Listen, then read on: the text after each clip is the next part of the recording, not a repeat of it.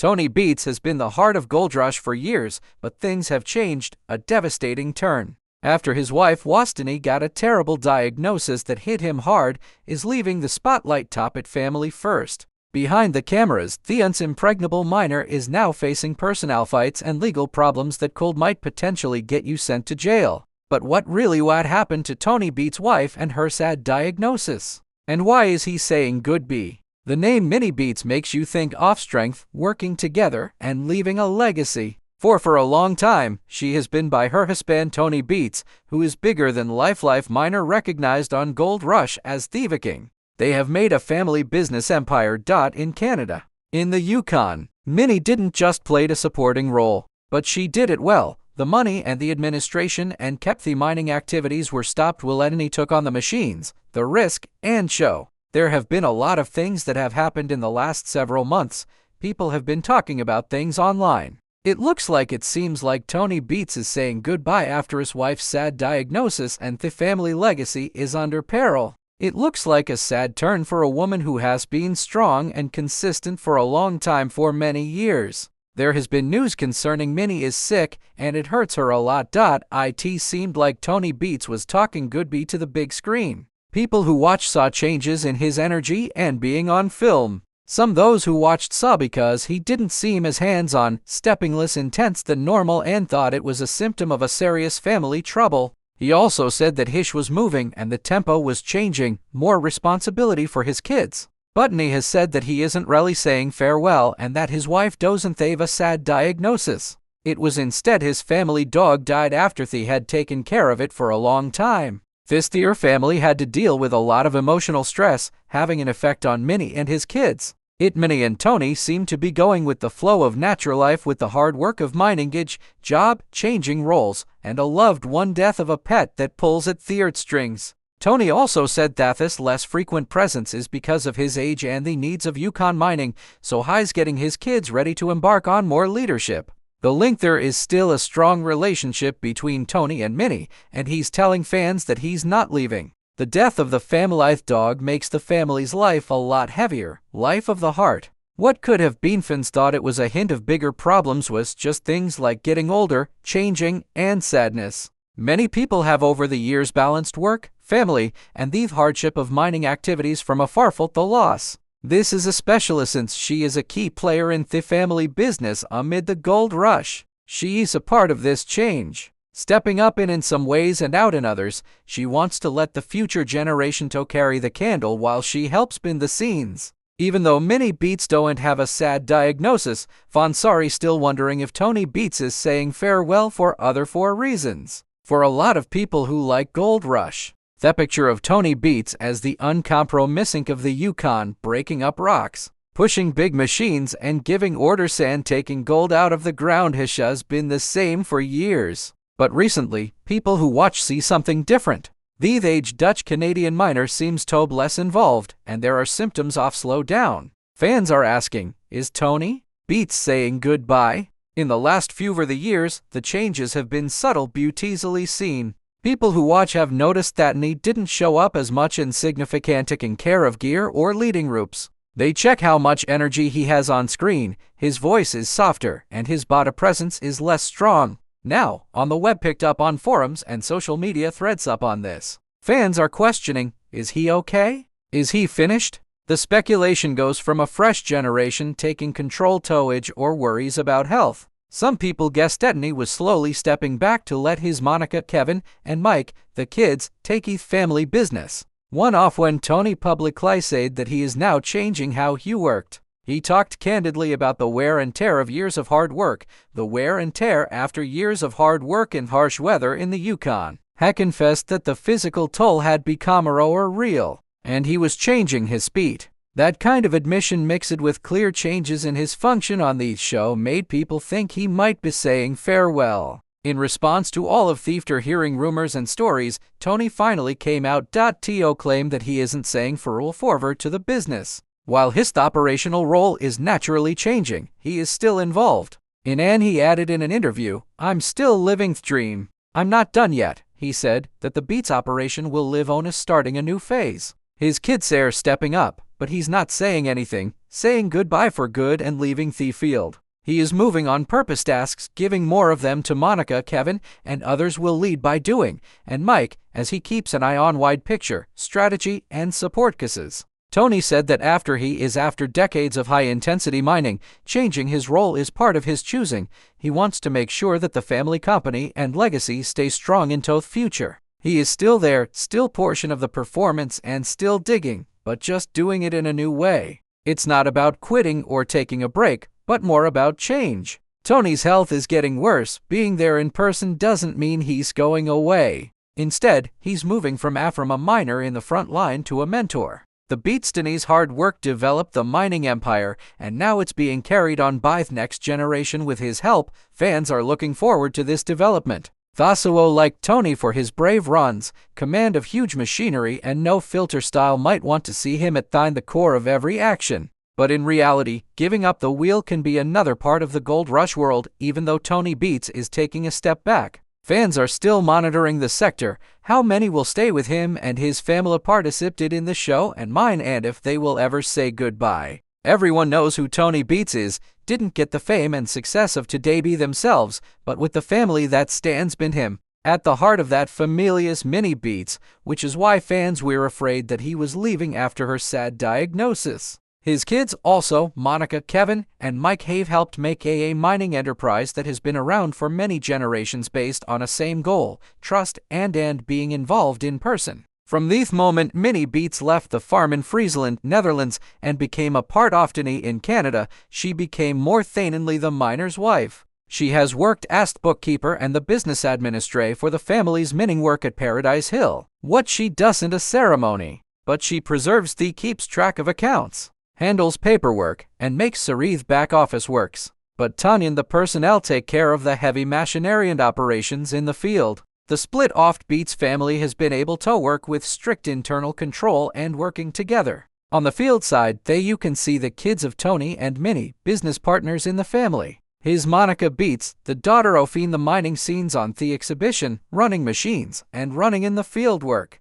Kevin and his other son Mike and the others are also playing important parts in the operation. The way the family works together here is more than a show for the public, but it shows that they are passing their knowledge and duty to a younger generation under the watchful eye of Minnie's steady management advice and Tony's strategic leadership. The Beets family is more than just a mining crew, but now a family business. They began with less claims and easier tasks, and over time, they grew their presence in Yukon to many claims and bigger gear. Tony's business has grown, became one of the most important placer businesses that deal with gold in the Klondike area. Minnie is in charge of the business side while the kids take care of cooperation, strengthens unity and continuity. The business doesn't depend on it just on Tony Beets, but also on the whole family. The Beets family stays much of the work in-house instead of depending on outside partners or letting management from outside the company runs operations. Even though the family has been working, they have been working hard together to deal, including family fights and various scandals about how Tony Beets acts with the gang. Tony Beets and his family have dealt involves stunning scandals, especially because of how Tony acted. In the past few years, Tony's son has left the primary family business with a move that many people saw as proof of big fights over who gets to make decisions. In an interview, Tony said that Kevin left because the two of them were disagreeing over how to run the household, how to manage a business. The father's son, it looks like their quarrel is because of new ideas and being free. Kevin grew up in the family business and wanted to see how well he could lead in the way they mine. Tony wanted to keep up his usual strong driving. He talked on Kevin's approach, commented that leaving was a natural thing to do and kids aren't kids anymore, they are grown-ups. They have to do it themselves. Choices. The story on the show had Kevin making his own arrangement with Tony is leasing land from his father, Empire, because Tony got a cut of royalties. This move displays both tension and Tony's need to keep some control while letting Kevin have some room to work. Not counting the family stress, Tony's strict management style has also led to certain scandals inside the store. People who used to work on the team and fans said he was expecting his workers to learn from their mistakes, which makes him mad and want to get back at him instead than giving them talents. The show also showed certain times when Tony was too hard on his workers. One incident that was reported concerned his daughter, Monica Beets, when he moved her down on screen for a machine malfunction. Tony said she should have stopped it, even though reality TV always makes things worse. It was dramatic, but it proved how rigid Tony Beets is when he looks out for his squad. His strict, no-nonsense, and not forgiving people respect him for his attitude, results, but also criticism for the work culture. The people who work for Tony are Amori like production lines with huge stakes where mistakes might cost more. Other Tony found the problems with his family got himself into trouble when he started dealing with legal problems that made some wonder if he would finally speak goodbye to the screen. The issue began in October 2014. While filming off the reality show Gold Rush, when a person who works for Tamarack Inc. as a subcontractor dumped gas into a dredge pond at a place close to the Indian River in the Yukon and set it on fire. Later, the episode was shown in the month of February 2015, and it finally got the attention of environmental agency in charge of enforcement. After thefter the transmission, the Territorial Department of Yukon's Energy Mines and Resources started an investigation. Tony Beets and Tamarack Inc. were charged with Yukon Waters Act let's stepping trash into a water management system. Tamarack also had to deal with charges for not following theater permit. During court cases, the testimony showed that the subcontractor had requested Tony for authority to pour the gas, and Tony had replied that he didn't give a f. Beets, and on May 17, 2017, Tamarack Inc. was found guilty of theft charges. By August, they gave out fines. Tony had to pay a fine of CAD 6000, and Tamarack Inc. was fined CAD to 5000, which brings the total to CAD 31000. The judge said that the fine was designed to communicate a message that breaches of the environment would not be considered as the expense of doing business. The court said, while sentencing also said that Tony had been actively taking part in the filming, could have stopped the stunt and not shown any obvious regret. The court said no to the defense's claim that the gasoline did little damage, and said that even small putting trash in water on purpose are not allowed by the license and rules. Tony tried to file an appeal, saying that the fines were very harsh and not in line with the crime was not really serious. His request also noted that the judge made a mistake in his findings, but he didn't win and the original decision and penalty were upheld. This happened. But Tony Beets is still well known among Gold Rush fans. Can't stop thinking about this reality program become well known. Tony Beets' ascent to prominence in Gold Rush. There is a story of grit and boldness, decisions and machines that interrupt the show. In 1959, he was born in Widnes, Netherlands. Tony quit farming and went back to the Yukon in Canada to follow mining. His appearance on the Discovery's second season of Channel's Gold Rush began when he first came on as a guest, providing Todd, another miner. Advis Hoffman discusses drilling test holes and missing machines. But something about people liked Beets, like his clear personality, his hands-on mining philosophy, and his readiness to take chances. Fans were also fascinated in his enormous endeavor to bring back and run an huge historic dredge. In the fifth season, Tony bought a bucket that was 75 years old, dredge for around $1 million. One that didn't run in decades, and started fixing it up in the Yukon. It's this dredge that got the name Viking Dredge, which sounds like Tony's nickname, the Viking. The moniker came from his serious attitude, lengthy beard, and the Dutch heritage mixed with Yukon grit. The dredge project showed off Tony's knowledge of mining and willingness to try new things, moving and putting back together a huge of Canada's most difficult areas to use a machine and putting it in hard-to-reach places and thin in action. The pictures of that risk paid in gold and erected has made a name for himself during the Gold Rush. Tony became a key player on the program. He wasn't just a visitor. He was a head of a big mining company working with big machines, high stakes, and how family members work together. His style is sharp, direct, and tough, and was praised and condemned, but also good enough for TV. But before the Gold Rush, he was just amateur and was getting a lot done, achieving success. Tony Beets' journey from a simple start to becoming one of the most well-known miner in the Yukon is a proof of guts, determination, and an hard work ethic. Born on December, Tony was born on July 15, 1959, in Widnes, Netherlands, was raised on a farm where they had to work hard, part of discipline and hard work of everyday life. Tony in the early 1980s and his wife Minnie took the brave step decision to come to Canada in search of higher chances. At first, Hugh worked in the oil pipeline and construction industry in Alberta and British Columbia, but something bigger caught his attention. The prospect of gold mining in Yukon, where he learned that miners may make roughly $1,000 a week. Driven Bike was drawn to more than just money, the pleasure, the freedom, and the challenge of the hunt. Tony had moved by 1984 to the Yukon, more specifically to the Dawson City region, and started working as a machine operator for gold mining business. He started at the bottom, and he learned how to use the machines and the land, the complexities and brutal realities of placer mining. He also got ready for frigid weather, faraway places, big machinist breakdowns, and lengthy hours.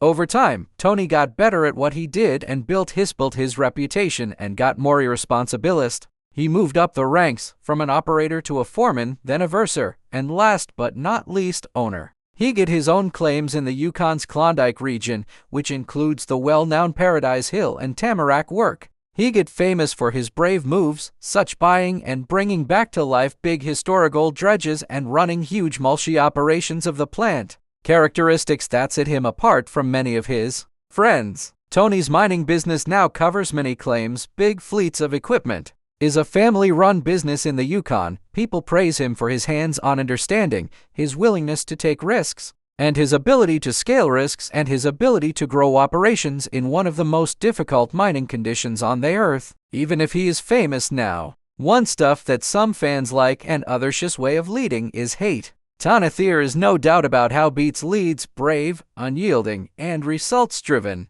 From the rough land of Yukon to the harsh light of reality's approach to television offers an uncensored peek at how he manages his operation of mining. At the center of his directness is at the heart of style, being responsible. Do as he says. Do yourself a favor and get out of bed every morning and be very serious about what you do. He wants his team to get to work and take charge of their work, and to realize that gold mining involves long hours, tough choices, and no space for slacking off. Another thing he said, gold mining is a hands-on job operation. If you're not out there every day, it's not going to happen. Tony also has a huge vision and is willing to take risks mindset. One of the most famous examples is his rebirth of a huge thing that has been going on for decades in the Yukon. This was a business deal. A lot of people thought it was weird, but he thought it might pay off. He thought that when everyone else is staying away, you might find the reward if you take a chance. He also stated, when you work on a major project like there are usually problems when we rebuild our dredge.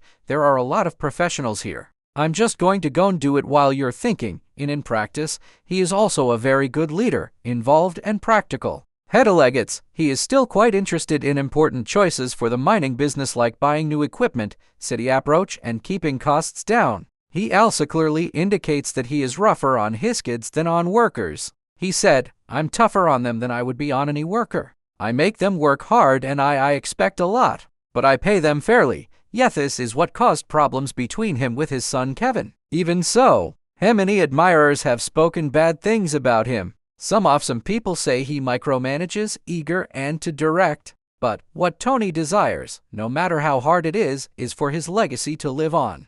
Minnie Beets has created a legacy on hard-earned knowledge and the search for gold in one of the hardest places in the world to mine. Born in the Netherlands and then going Tony's mark will be made in Canada's Yukon, changed from a machine operator into a powerhouse in mining, finally bringing his family into the fold and becoming a sign of what pure willpower change it. Tony stood out on the show not only because he was finding gold, but also because he's doing big projects that other miners wouldn't do, initiatives that other miners wouldn't touch. He put money into places where others hesitated. His no-nonsense attitude and keen clear instructions and concrete results gave him Viking, gave him the nickname, and made him a character who fans love and stands for actual results. Outside of the program, his influence goes deeper. Tony has helped change how people think about modern placer mining in the Yukon, which shows how family-run, high-risk investment activate and daring maneuvers with machine is still important in the age of TV. His ability to combine the toughness of mining with the media's reach growing his effect goes far beyond what he says works. Even though Tony Beets is intending to say farewell soon, though, take a step back and make plans for his retirement. How long do you think Tony will be on the big screen? Tell us, what do you think? Please leave a remark. So, thanks for watching this video, and we see you in the next one.